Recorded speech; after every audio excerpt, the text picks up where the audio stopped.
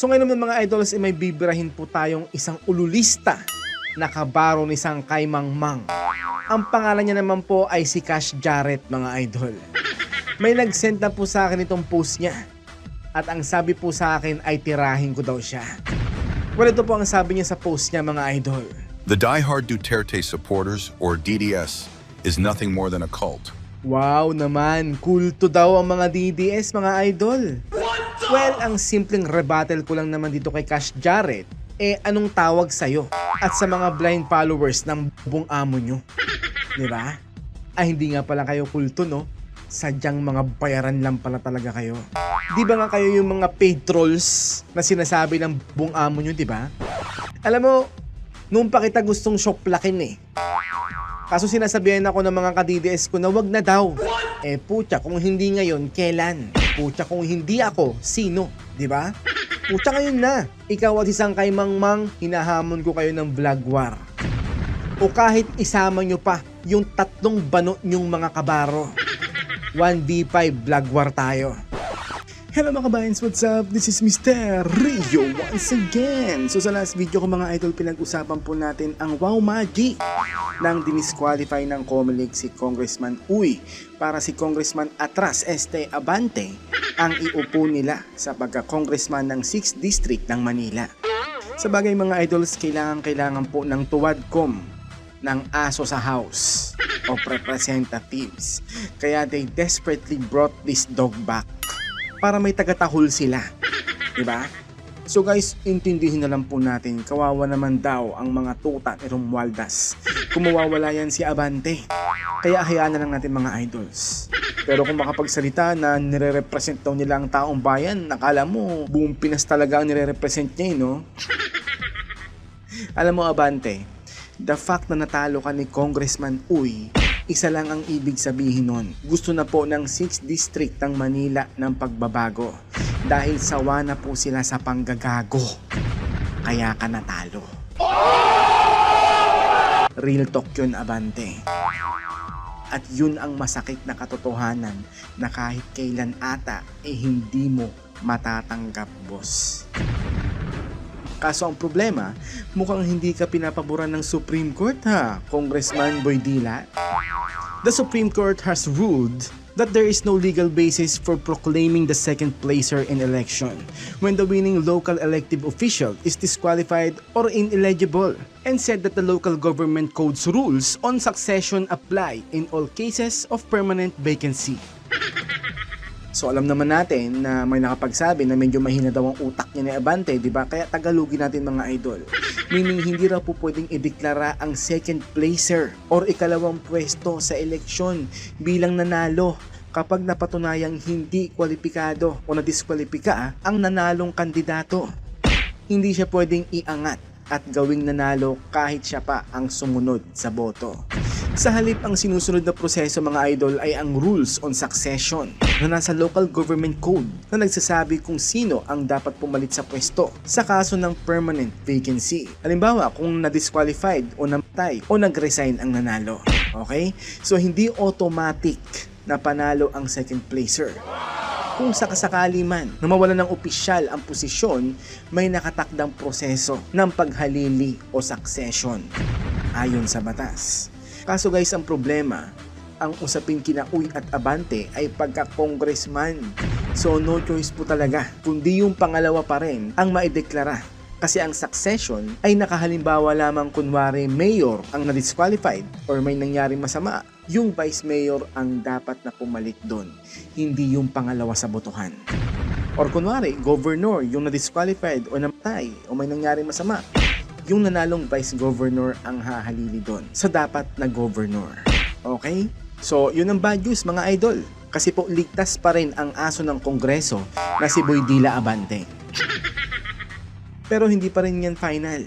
Kasi pag pinaburan ng Supreme Court si Congressman Uy, yun ang literal na mapapa-uy. Iyak ka Boydila. So guys pinapayuhan ko po ang lahat na mag-ingat po sa mapanglinlang na statement na to ng Pangulo ng Pangulo ng Pilipinas na rice prices can stay low daw without subsidy. President Marcos expressed confidence that the 20 pesos per kilo rice sold through the Kadiwa stores can be sustained without the need for government subsidies, citing record-breaking palay production and ongoing support for farmers. Talaga lang ito guys ang totoo.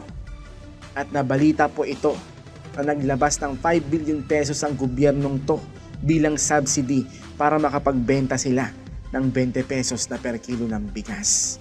Ito guys yung video. Watch. Ngunit limitado lamang sa 30 kilo kada pamilya kada buwan ang pwedeng bilhin na bigas sa mga Kadiwa Center.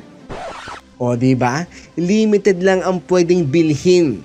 30 kilo lang ang pwedeng bilhin ng kada pamilya kada buwan sa 20 pesos na bigas nila, diba? So meaning rice subsidy lang po talaga ang tawag dyan and nothing else more. Okay? Matagal ng planong magbenta ng 20 pesos kada kilong bigas. Pero hindi agad nagawa dahil sa taas ng presyo nito sa world market. Ngayon lang umano naging posible dahil bumababa na ang presyo nito. Ano daw? Ano pinagsasabi ng DA na ngayon lang daw naging posible yan? Kasi bumaba na po ang presyo nito. Nabili nyo na yung bigas. Di ba? Ano yan? Kapag bumaba ang value niyan, ibabalik sa inyo ang sukle? Ha? Ano pinagsasabi nyo? For example, nabili ko yung item worth 500 pesos. Okay? Nabili ko na yun nasa akin na. Bumaba bigla ang presyo niya sa world market o ang value niya o ang value ng item na yon ng 200 pesos. Di naging 300 pesos na lang yung item na yun, di ba? O ano yun? Ibibigay ba sa akin ng seller yung 200 pesos ko kasi bumaba na ang presyo niya sa world market? Di ba hindi? Kasi nabili ko na Di ba? Obviously, yung mga bigas na yan, nakuha nila yan sa mas mataas na presyo bago nila ibenta ng 20 pesos per kilo. So anong pinagsasabi ng DA na ngayon lang naging posible kasi bumaba ang value nito sa world market? Ano daw? Ano ba naman tong DA na Nasa 370,000 metric tons ang paunang supply ng bigas na ibebenta ng 20 pesos kada kilo. Sa halagang ito, may 13 pisong lugi ang pamahalaan. So may 13 pesos na lugi pa daw ang pamahalaan. So meaning walang nagbago sa presyo nito nung nabili nyo, 'di ba? Sadyang nagpalugi lang ang pamahalaan para sa political gimmick na to. So ibig sabihin po ay napaka-trying hard nyo naman masyado magpasikat. Ano yun? Para lang makapagpasikat, kailangan nyo magpalugi? Ang mahal naman ng pagpapasikat nyo. Dahil 33 pesos kada kilo ito nabili sa NFA. Kitams? 33 pesos daw po nila ito nabili. Tapos ibebenta nila ng 20 pesos? Nakakatawa talaga tong gobyerno na to no? Komedyante ang pucha. Kaya naman maglalabas ng 5 billion pesos ang pamahalaan bilang subsidy. Okay guys, I rest my case. Tama na naman ako. Meaning rice subsidy lang po talaga ang 20 pesos na per kilo na bigas na to, mga idols, and nothing else more. Kung di namin mabenta yan at mabulok yan sa aming warehouses, walang value yan. 3 piso na per kilo yan. So tama na naman ang theory ko mga idols, na kaya nila yan ibibenta ng 20 pesos per kilo kasi walang bumibili. Kasi nga, 'di ba, kung walang bibili niyan, mabubulok lang at baka 3 pesos na lang ang maging value niyan, 'di ba? Ito boss, question lang Baka naman inaamag na yung mga bigas nyo kaya sa mas murang halaga ninyo binibenta? Yun po, question lang naman. No? Kasi naman po sa DA SEC na mismo nang galing na pag di ninyo nabenta yan at nabulok lang yan sa kanilang mga warehouse, mawawala na po ng value yan. So, ibig bang sabihin nito, yung mga pabulok ng bigas ang ibibenta nyo ng 20 pesos per kilo, boss? At yung binanggit nyo na nagluwal kayo ng 5 billion pesos, paghahati-hatian nyo? Ako po, nagtatanong lang naman. No? Question lang yung boss, O ayan baka humirit pa kayo na walang katotohanan yung pinalugi yung 5 billion pesos, O ayan po ang video, kinalkal ko pa yan sa mga nakaraang video ko. Kaya naman ingat-ingat po sa mga fake statement ng presidente na to mga idols. Okay? Huwag na po tayong magpapabudol ulit. Okay ba guys? So guys, panawagan po sa mga kababayan natin dyan na may gininto ang puso na baka po pwedeng matulungan po natin si Shelanie L. Mindog, 13 years old, na may sakit na leukemia cancer sa dugo. So humihingi po ng tulong ang kanyang kapatid para po makabili ng gamot na galing pa daw po ng Davao mga idol. Taga Maitom, Sarangani Province daw po sila. Habang nakakonfine daw po si Shelanie sa Soc Sargent Hospital ng General Santos City, na may matulungan po natin sila mga idols. So sa may mga gininto ang puso dyan, rekta nyo na lang pong ipaabot ang tulong nyo kay Shelanie sa Gcash po ng kapatid niya na si Ma'am Felipa sa Gcash number na 0946-450-4831 na may matulungan po natin si Sheila mga idols. So ngayon naman mga idols, may bibirahin po tayong isang ululista na kabaro ni Sangkay Mangmang. Ang pangalan niya naman po ay si Cash Jarrett mga idol. May nag-send na po sa akin itong post niya. At ang sabi po sa akin ay tirahin ko daw siya. Well, ito po ang sabi niya sa post niya mga idol. The diehard Duterte supporters, or DDS, is nothing more than a cult. Wow naman, kulto daw ang mga DDS mga idol. Well, ang simpleng rebuttal ko lang naman dito kay Cash Jarrett, anong tawag sa'yo at sa mga blind followers ng bubong amo nyo?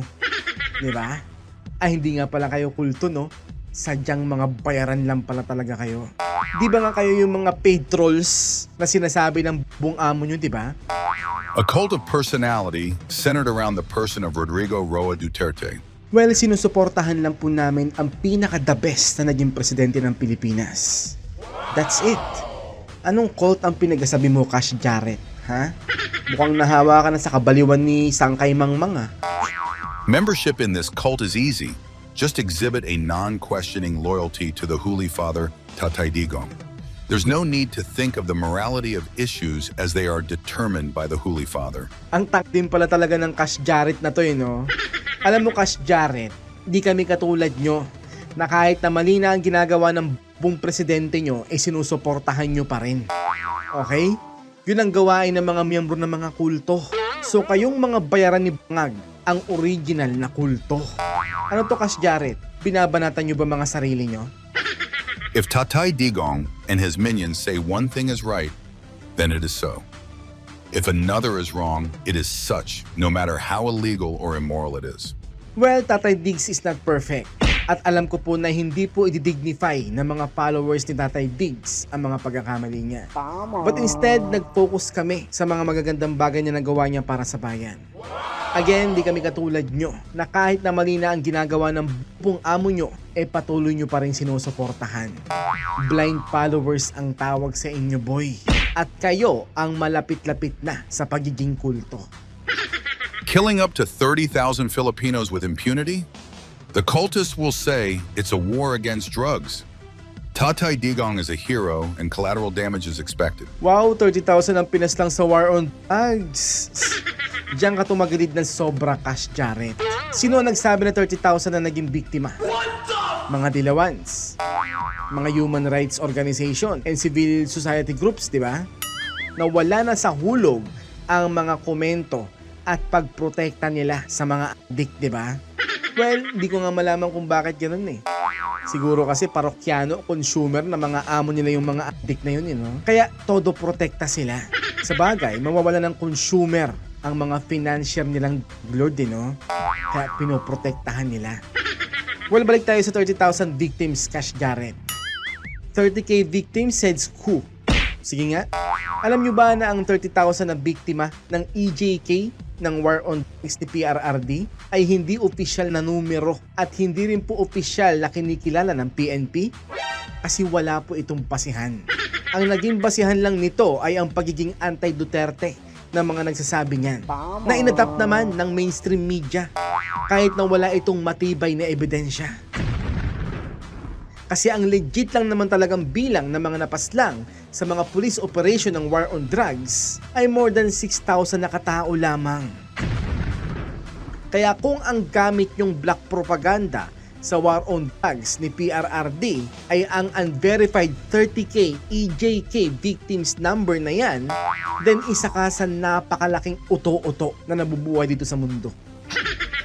Siding with China on the issue of the West Philippine Sea, the cultists will say it is Tatay Digong is protecting the country from war. Yes, true. Pucha, kung hindi naging presidente si PRRD, matagal na sanang nabura ang Pilipinas sa world map, boy. Kasi, nagamit sana tayo ng Amerika noon sa pinaplano nilang pagwasak sa China. But in the end, we are going to be the collateral damage sa mga pinaplano nilang digmaan laban sa China. At kabilang ka na lang sana, Cash Jarrett, sa mga abo na lang ngayon. At hindi na nakakapagkalat ng katoksikan laban sa mga Duterte ngayon. Kaya maswerte ka pa rin, boy. Kasi buhay ka pa. Borrowing up to 7 trillion pesos during the pandemic and misappropriating the same. Ay sus, na naman po tayo sa mga exaggerated numbers ng mga basurang vloggers na to. Ang hamo talaga yun, no? Next time, boy, mag-research ka muna bago ka mag-post ng mga gantong kabuhan, ha? FYI, ha? Noong taong 2020, na kung kailan nagsimula ang pandemya, saka lang po nakapagtala ng pinakamalaking paghiram ang gobyerno sa panahon ni Duterte, na umabot lamang po sa 2.74 trilyon. Okay? At dumoble nga po ang utang na ito kumpara po noong 2019 na nasa 1.02 trilyon lamang. So ang kabuuang gross borrowing ng gobyerno noong 2020 hanggang 2021 ay umabot po ng 5.3 trillion pesos. Ito ang direktang pautang na kinuha sa panahon ng pandemya. So saan mo kinuha ang up to 7 trillion, Cash Jarrett? Ha? Sa utak mong nasa talampakan mo? O sa utak mong nasa puwet mo? Pucha, pinsan niya ata si Sangkay Bangkay, no? Fake news dealer din ang pucha. Not to mention purchasing substandard vaccines. The cultists will say at least Tatay Digong saved us from the dreaded virus. Ay sus, gawa-gawa ka na naman ng kwentong buka. FYI ulit, ha, walang opisyal na findings mula sa DOH or FDA na nagpapatunay na ang mga biniling bakuna ng Duterte administration ay substandard. Ibig sabihin nito, hindi pasado sa kaligtasan at kalidad na pamantayan. Okay? Dahil ang lahat ng mga bakunang binili at ginamit noong panahon ng pandemya ay dumaan sa proseso ng pag-aproba ng FDA para sa emergency use authorization. Gets mo, Cash Jarrett? Ha? Becoming a DDS require that one suspend all logic, common sense, and morals. It requires blind loyalty. Kitams? Pucha, tinitira mo talaga ang sarili mo, boy, no? Di ba ganyan na sumasalamin sa inyong mga bayaran? Di ba? So anong pinagkasabi mo, Cash Jarrett? Ha? A poster boy for the DDS cult is the dishonorably discharged police officer Fontillas. He placed his career on the line to defend a person who, for all intents and purposes, doesn't even give a flying F about him. Not one of the Dutertes took notice of him, nor chose to defend him now that he is facing multiple cases. He is currently detained for the criminal case of inciting to sedition. All because of his blind loyalty for Rodrigo Duterte. Mali na naman ang sinabi mo dito, boy. Yung pag-defend lang ba talaga kay PRRD ang naging yung pahayag nun, boy? Ha? Ang binanggit ng pulis na yan ay ang maling ginawa ng buong amo mo na labag sa soberenya at konstitusyon. Okay? Hindi mo alam yon, Cash Jarrett? Ha? Pucha, mali na nga ang ginagawa ng bobong amo mo. Pucha, full support ka pa rin, te. Ha? So, kinasuhan siya ng inciting to sedition. Kasi, una, pulis siya. Dapat daw maging loyal sa buong amo mo. Kaso, robot lang ata ang gagawa nun, boy. Hindi ang matitinong tao. Naglabas lang naman siya ng pahayag na hindi niya susundin ang maling bagay na ipapagawa sa kanya dahil labag daw po yun sa prinsipyo niya. So yun lang ang dahilan kaya siya kinasuhan ng inciting to sedition. Okay? Huwag exaggerated, ha, Cash Jarrett? Another is the Qatar 17. They were arrested for staging a rally in support of Duterte in Qatar, a country where it is deemed unlawful for one to stage a political rally without a permit. O tapos, cute na kayo niyan. Well, may batas naman po talaga sa Qatar na bawal ang pagdaraos ng unauthorized political demonstration or illegal assembly. At dapat alam po yun ng mga kababayan natin, lalo na nasa ibang bansa sila. So sana lang okay po yung 17 mga ka-DDS natin sa bansa na yan. Sana ma-release din sila. Well, wag sanang mangyari yan sa mga mangmang na katulad mong ululista para kayo naman ang aasarin namin.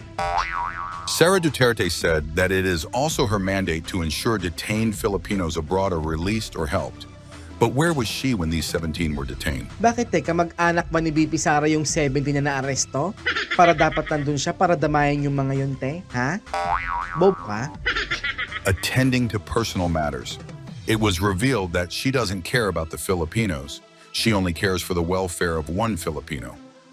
Ay sus, mga salita nito no, na wala siyang pakialam sa mga Pilipino no. Diyos ko Lord naman, di nyo kami mauuto sa mga red propaganda nyo, Cash Jarrett, ha?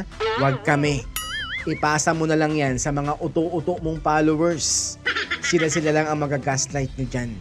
Wag kami. The DDS is nothing more than a tool used to achieve political ends.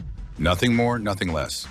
And when push comes to shove and your Duterte loyalty pushes you to commit acts frowned upon by the law, the Dutertes, their preachers, and their acolytes will be nowhere to be found. Ano daw? Ano to?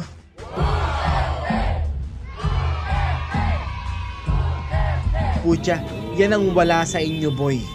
Yung voluntaryong lalabas sa mga tao para ipakita ang suporta kay PRRD.